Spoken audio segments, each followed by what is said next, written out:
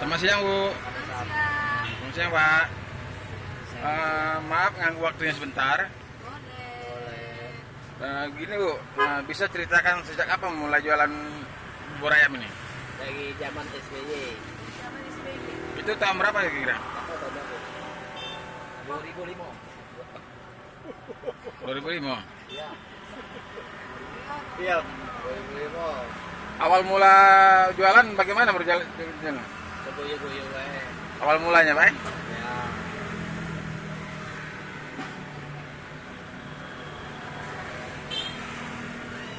Terus kalau sehari-hari itu berapa dapat lakunya Bu ya? Tidak tentu.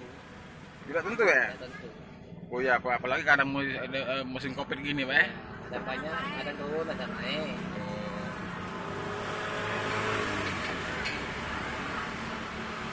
Dalam jualan ini suka dukanya apa aja Bu? Mbak? Dalam jualan suka dukanya? Maksudnya?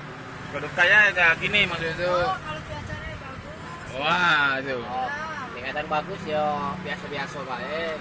Kadang jelek ya biasa-biasa baik. Oh biasa-biasa aja ya.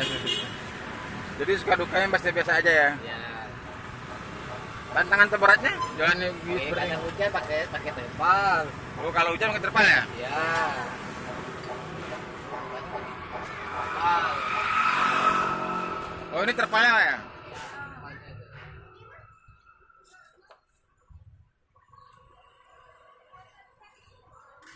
Terus rencana kedepannya apa Pak? 2 tahun gitu.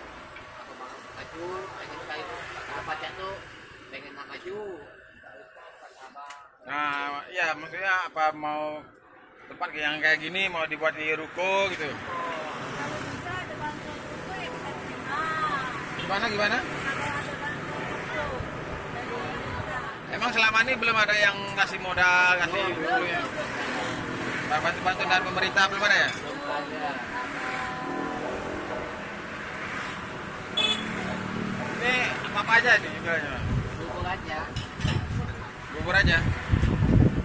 Bubur ayam ini apa? Bubur kacang ini? Bubur ayam. Oh bubur ayam ini. Bubur ayam. Pakai telur. Kalau pakai telur berapa nih? 15. Nggak pakai telur 10. Kalau pakai telur 10 ya? Ya. Telurnya Pak ya? Nah, telurnya. Nah.